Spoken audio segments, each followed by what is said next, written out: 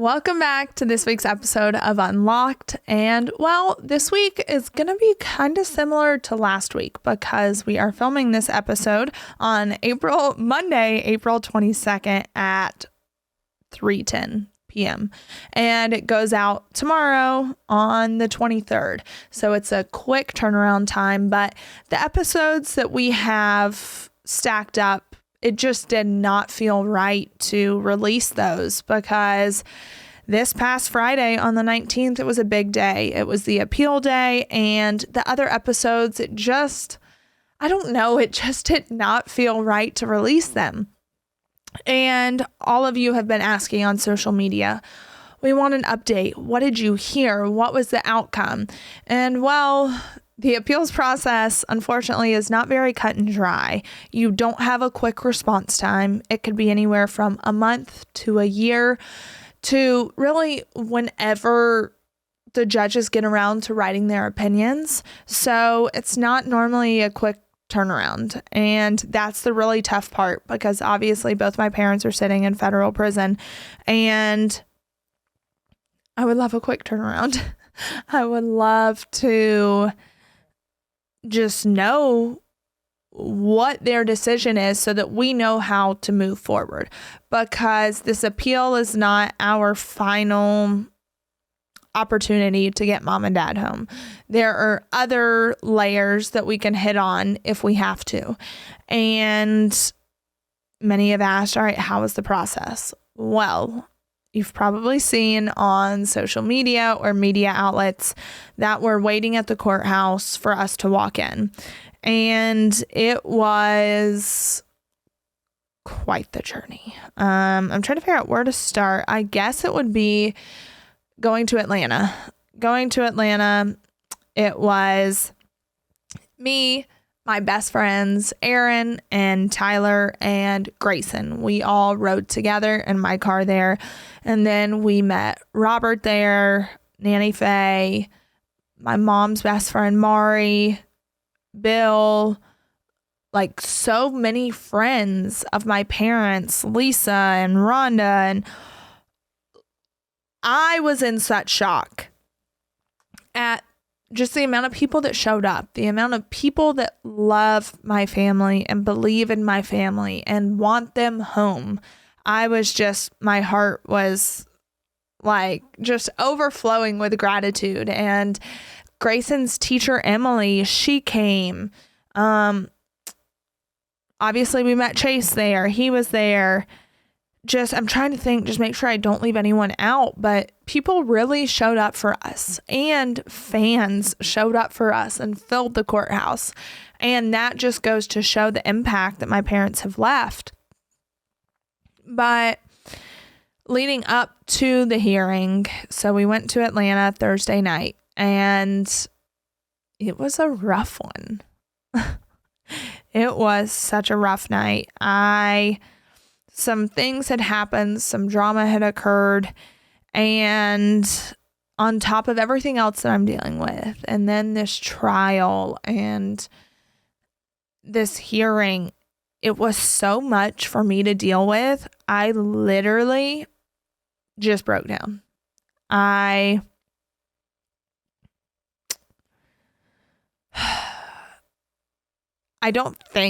think I broke down one other time like this since mom and dad left 15 months ago.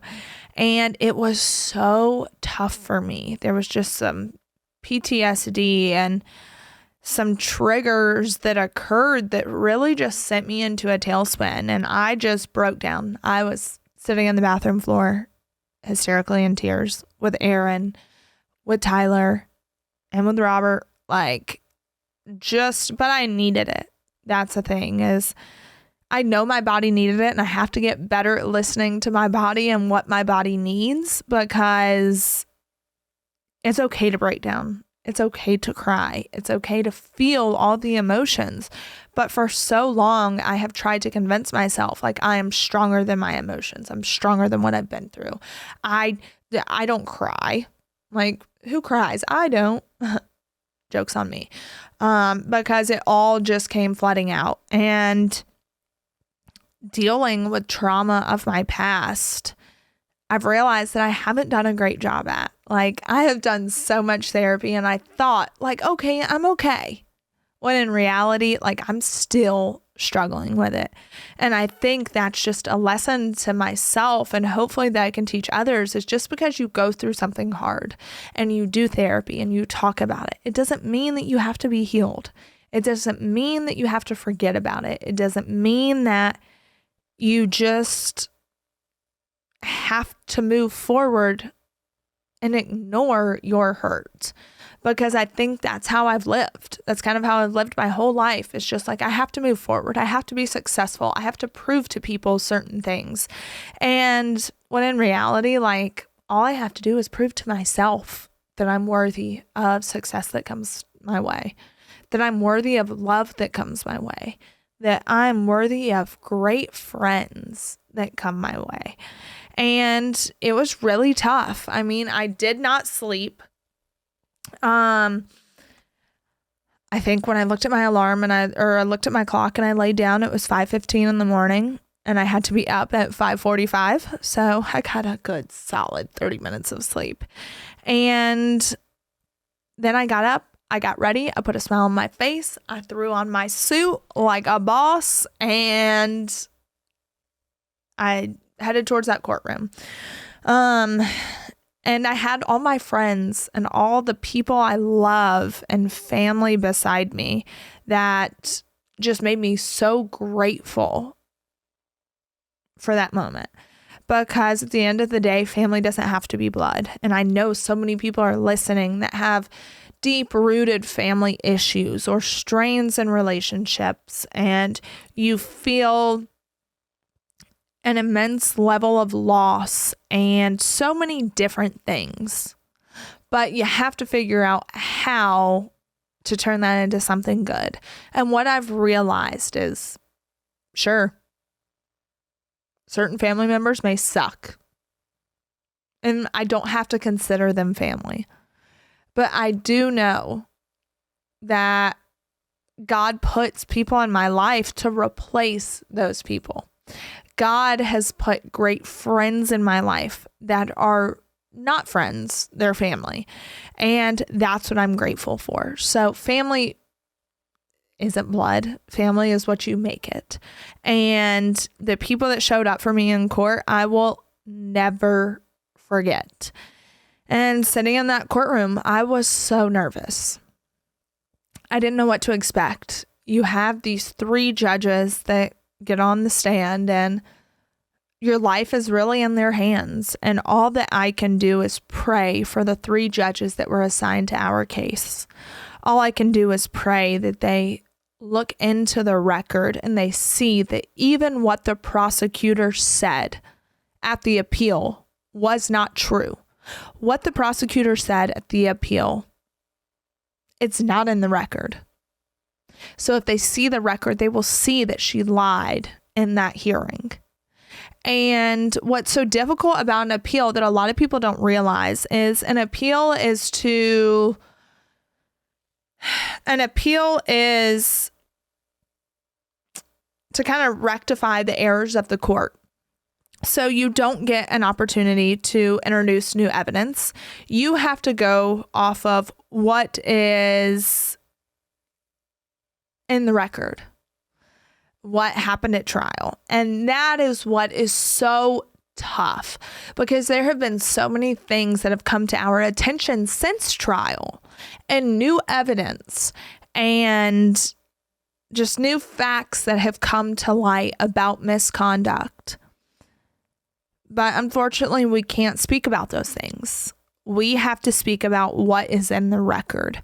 And that's what is so hard for me, because our investigators interviewed jurors after trial. They interviewed them and they said, if you knew that what IRS agent Betty Carter said was false, would that have changed the outcome of this trial? And there were jurors who said, yes, if we knew that what she said was not factual, it would have caused us to question things. And we didn't know until after trial when we got new evidence, we didn't know that prosecutors had not corrected their witness and her lies. We didn't know that they were aware of her lies. We didn't there were so many things that we were not privy to until after trial, until after a guilty verdict. But unfortunately, on appeal, you cannot introduce new evidence. So that's what's so hard for me to swallow. And this panel of judges, they had really tough questions for our counsel, but they also had really tough questions for prosecutors. So we don't know which way they're leaning. We don't know what they believe. All we can do is hope and pray that God gives them the eyes to see the transcripts and what happened in court, the ears to listen and to just truly understand, and the heart to see that there's kids who miss their parents. There's a community that misses these two people. Their 12 and 7 years is excessive. And just a heart to see that, you know what? These three judges we have, they may be really great judges.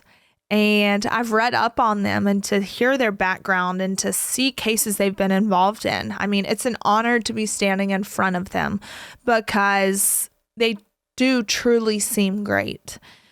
But as great as they are, there's also some really bad prosecutors. There's also some bad judges. There's, and that's the tough part, is not all of them are good and not all of them are bad. And so that's one of the tough pills for me to swallow, is because I know we may not win on this. But again, if we don't win on this, there are other avenues we can take that we feel very confident in. So I just have to hope and pray that all of this goes in our favor, because I miss my mom. I miss my dad so much. I just want them home. Summer is just around the corner. It's time to get ready for the season ahead with quality shades that are built to last. I have sensitive eyes, so I always have to be wearing sunglasses. Our friends at Shady Rays have you covered with premium polarized shades that won't break the bank. Shady Rays is an independent sunglass company offering a world-class product that is rated with 5 stars by over 300,000 people. Their shades have durable frames and crystal clear optics, making them the perfect choice for all outdoor adventures. They have hundreds of options to choose from, so you're bound to find the perfect pair to match your style. Plus, if your shades ever go missing or take an unexpected hit, don't sweat it. They have the most insane protection in all of eyewear. Every pair is backed by lost or broken replacements. And if you don't love your shades, exchange them for a new pair or return worry-free within 30 days. No risk when you shop. Their team always has your back with personal and fast support. Exclusively for our listeners, Shady Rays is giving out their best deal of the season. Head to shadyrays.com and use code UNLOCKED for $20 off polarized sunglasses. Try for yourself the shades that are rated 5 stars by over 300,000 people. Go to Shady, SHADY, Rays, RAYS.com and use code UNLOCKED for $20 off your polarized sunglasses. But it was tough sitting in that courtroom, and poor Grayson wanted to be there so bad. I gave him the option of coming because I did not want to force something that maybe he wasn't ready for.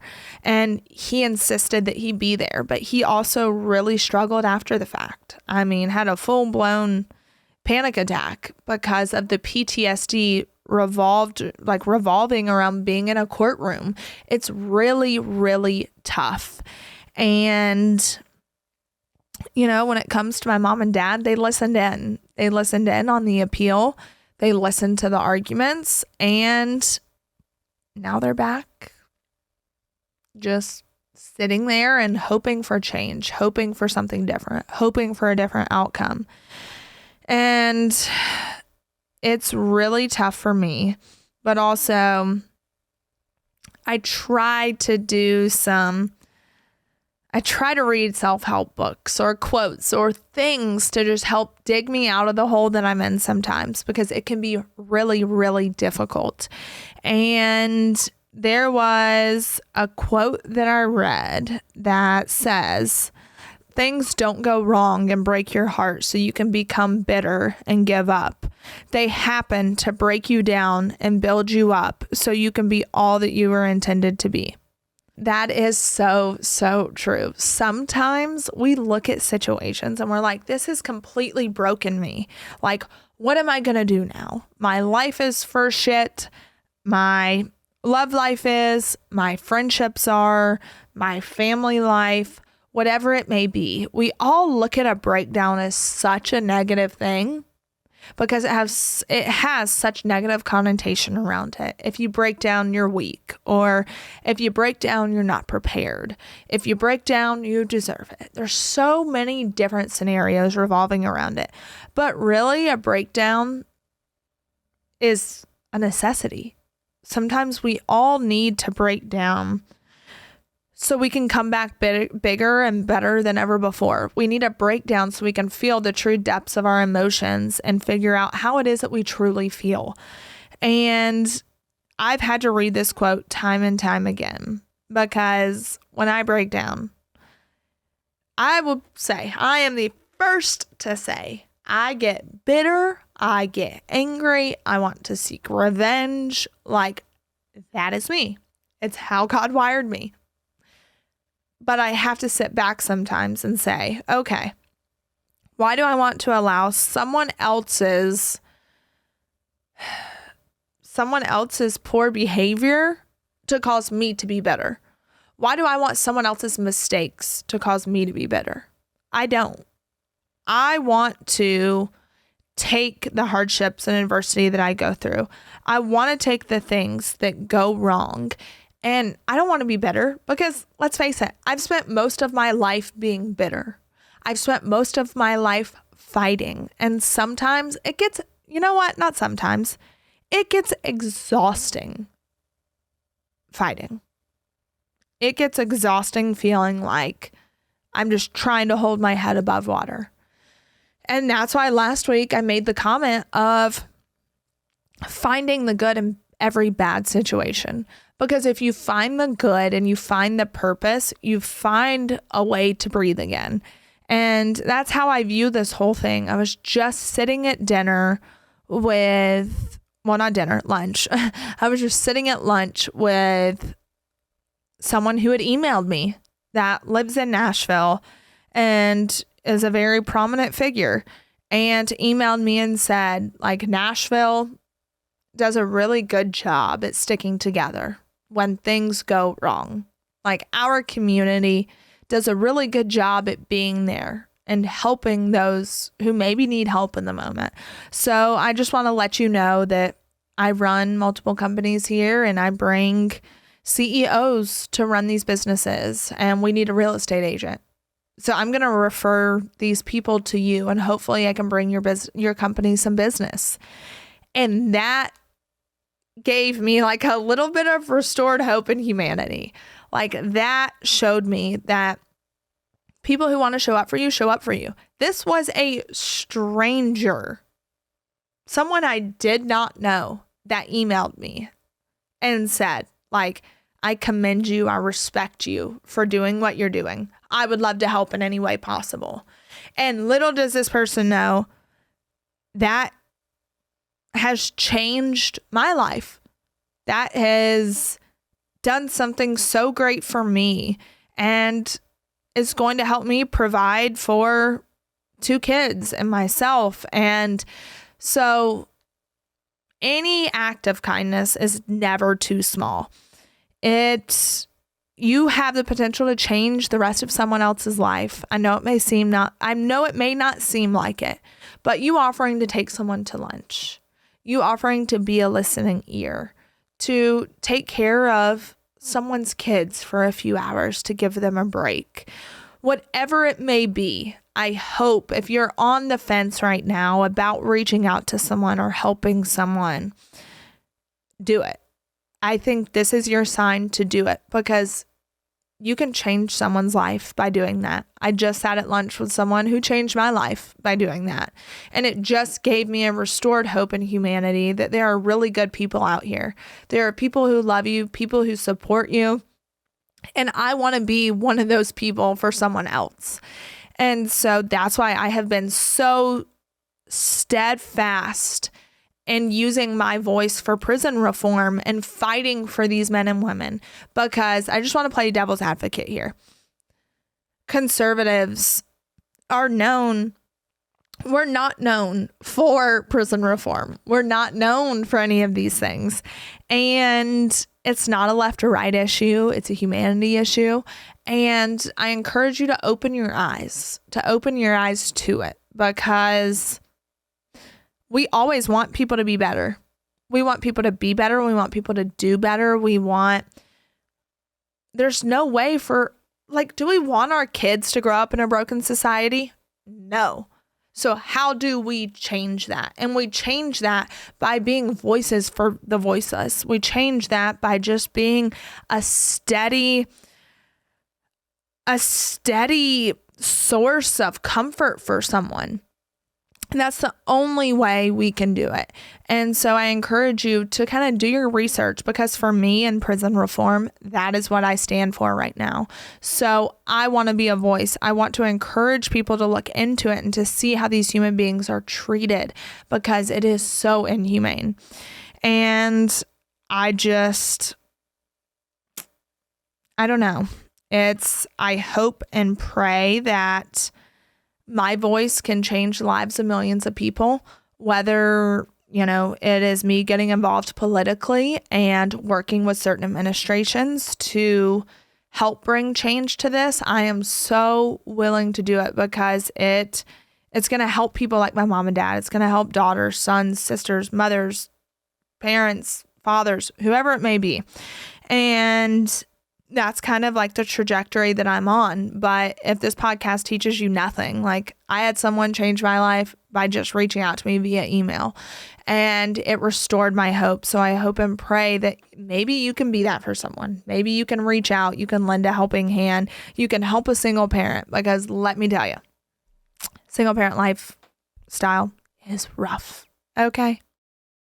Apartments.com has more rental listings than anywhere else, so finding the perfect place is easier than ever, and so is finally moving in together. Just the two of you. It's a big step, I know. Lots of new responsibilities, lots of adjustments. Most likely, they'll wake you up at odd hours to go to the bathroom, and you'll most definitely find yourself in trouble coming home late for dinner. They might even unroll all your toilet paper next time. It's just what happens when you two find a new place together. But you're not doing it because you feel like it. No, you're doing it because you love them, because they're family. And that's why Apartments.com has the most pet-friendly rental listings on the internet, so that you and your furry family can find the perfect new place together. Apartments.com, the place to find a pet-friendly place. These days, a lot of people are learning all about the benefits of fasting, like weight loss, mental and physical performance, and gut health. But worry about the whole not eating part? That's exactly why Prolon was created. Guys, I love food, okay? I just do. And it's so hard for me to do the whole fasting thing, but Prolon has been an absolute game changer. Introducing Prolon, a revolutionary plant-based nutrition program that nourishes the body while making cells believe that they're fasting. Researched and developed for decades at the University of Southern California Longevity Institute and backed by leading U.S. medical centers, Prolon helps promote healthy blood sugar, support cardiovascular health, and reduce abdominal fat. But Prolon isn't a diet. Prolon is science based on Nobel Prize winning discoveries in medicine. And this all starts with Prolon's 5-day program. Snacks, soups, and beverages all designed to keep your body in a fasting state. It's unlike anything you've ever experienced. I did the 5-day program, and honestly, I feel so much better. Prolon really isn't like any other diet I've tried, because it's not a diet. It's truly science. It was so convenient. They sent me everything I needed all in one box, and I didn't have to feel like I was starving, because you're eating while basically tricking your body into thinking that you're fasting. It's no wonder why thousands of doctors now recommend Prolon to support healthy blood sugar and cardiovascular health. Right now, Prolon is offering Unlocked listeners 10% off their 5-day nutrition program. Go to prolonlife.com/unlocked. That's PROLON life.com/unlocked for this special offer. I know for me, I want to focus every day on making sure that 2 kids are healthy, happy, whole, as whole as possible. And in the midst of doing that, it's so easy to forget about yourself. So if you know a single parent that's struggling, maybe just go keep their kid for an hour. Let them go to the gym. Let them go have a drink. Let them just do something, because I promise you, you will help to heal a heart that you didn't break. You will help to heal a soul that you didn't crumble. And honestly, there's no better feeling than to help heal a heart that you didn't break. I will tell you that firsthand. Because sometimes people break hearts and they leave them. And then God allows us to come along that pathway to help heal that heart. So I just encourage you, if you're feeling conflicted right now, or you feel like you want to reach out to someone, you want to be there for someone, do it. This is your sign to do it. And then as I'm talking about this, I'm talking about things that are broken. Well, let me tell you a funny story. So one of my best friends, Tyler, likes to say, if I didn't have bad luck, I'd have none at all. Well, I identify with that. I have taken that motto on, and I feel that wholeheartedly. It is a strong feeling I have. I've got terrible luck. And so once we walked out of the appeals court, there were fans and friends and family and everyone. And so we go to hop on the elevator with our lawyer, Alex. And it was like me, Nanny Faye, Chase, Robert, Tyler, Aaron, and but of course people just start stepping on the elevator, and I'm like, all right, my claustrophobic self is about to freak out. There's a bit too many people on here. We're touching.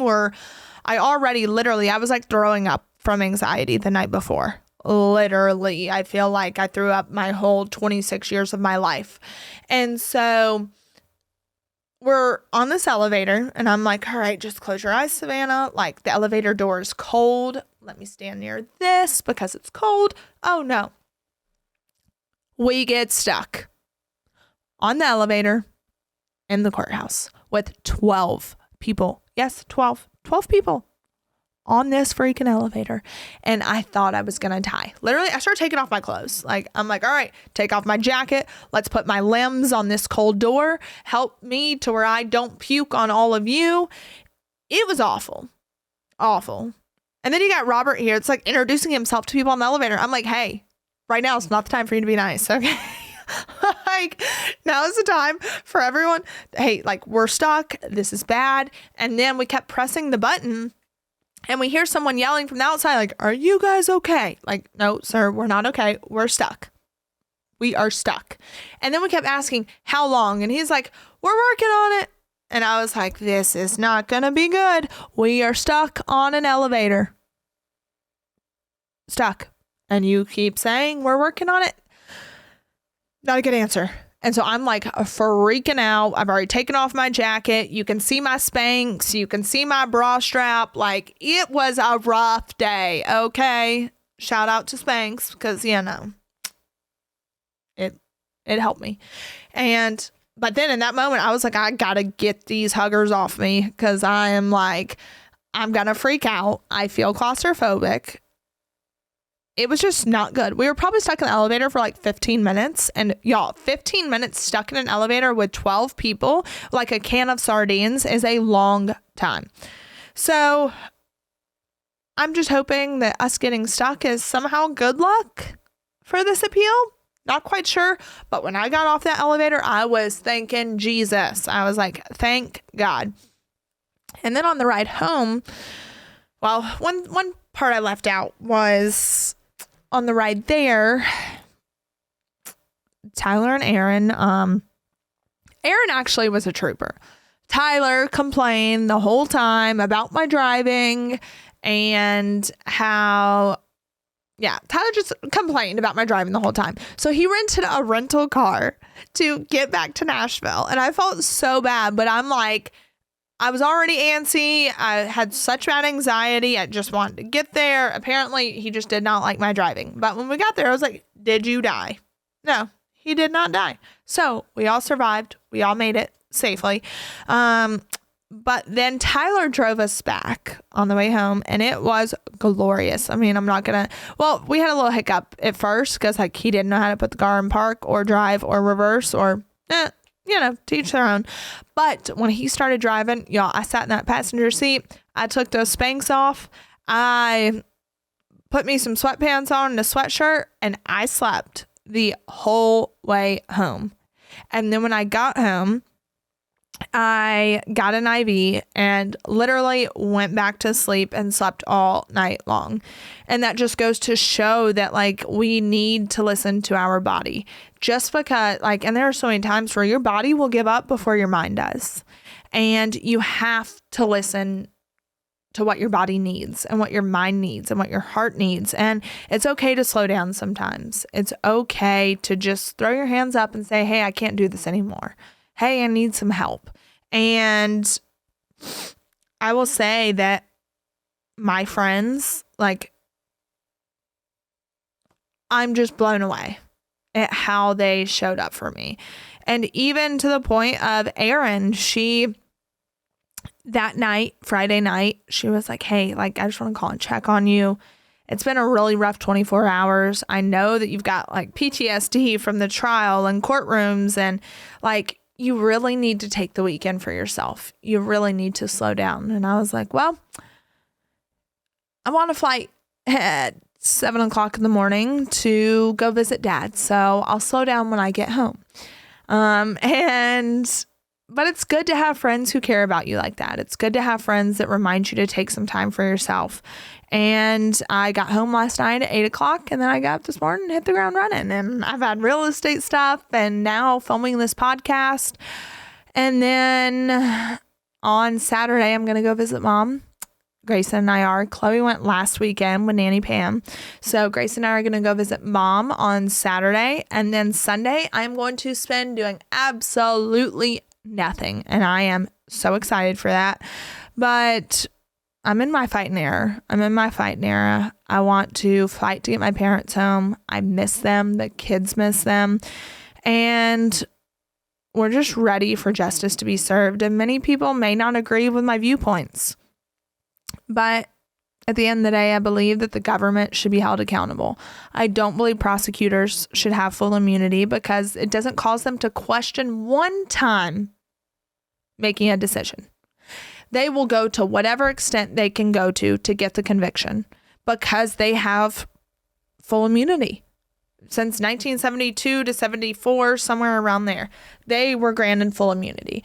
So I believe the government should be held accountable. There's a reason there was $1 million settlement from the state of Georgia. You don't pay $1 million when you're not guilty. I'm just saying. So there's a lot of things that people don't know. And when it comes to whole reality show, all of those things, everyone's just trying to get on the same page. But part of me feels like, you know what? We need, other than reality show, the moment Mom and Dad come home, I guarantee you, we have already been told everyone's going to want that footage. But right now, my heart is telling me to focus on a show that's more true crime, that focuses on the case and the ins and outs of it and everything that I am doing for prison reform. Because I have now retained a lawyer by the name of Brett Tolman. And if you look at his organization, it's called Right on Crime. And they stand for everything that I stand for. They stand for everything that I believe in. And my goal is hopefully to have Brett and I testifying in front of Congress on the conditions of these prisons, the mistreatment of these men and women, the abuse, the government waste the theft, just all of it. And that show is in final negotiations with a network because that is what a network wanted. A network wanted to see the true grit behind this whole case. So we are working on that, and I'm really excited for that because that's what God has placed on my heart. God has placed on my heart to work on a project that is going to change the lives of millions of people. And I truly do believe that that's what this can do. So I hope you guys enjoyed this podcast and all the details of the appeal. All we do is wait. We could wait a month. We could wait 6 months. We could wait a year. We don't know. So all we can do is sit and pray. And I pray that these judges just see the transcripts, the court records, the everything, because there was misconduct that had gone on. And now we just sit and wait. But in the midst of the waiting, I'm determined to make change. I'm determined to save the lives of millions of people. And that's the route that we're on. So I hope you guys enjoyed this episode. Next week will be an episode from Grayson and I believe. And that episode has got it's like a roller coaster of ups and downs. Okay. Grayson and I are very similar. So we will fight a lot. It's an episode. I don't even remember all the things that we spoke about, but we talk about college, Grayson going off to college come January. Oh my gosh, my heart breaks. But we talk about college, just our disagreements, where we both stand. Love that kid more than life itself. So don't forget to tune in next week to Unlocked. And also don't forget, if you're listening on your podcast app, that's great. We love that. Like and subscribe and comment, but also you can see the full video footage on our YouTube channel, which is the Savannah Chrisley Unlocked with Savannah YouTube channel. And sometimes we just like to look. We like to watch. We like to watch people talk. You can see how passionate someone is when you actually see their face. So thank you so much for supporting me and my family. We love you and appreciate you, and I will keep you updated. I promise.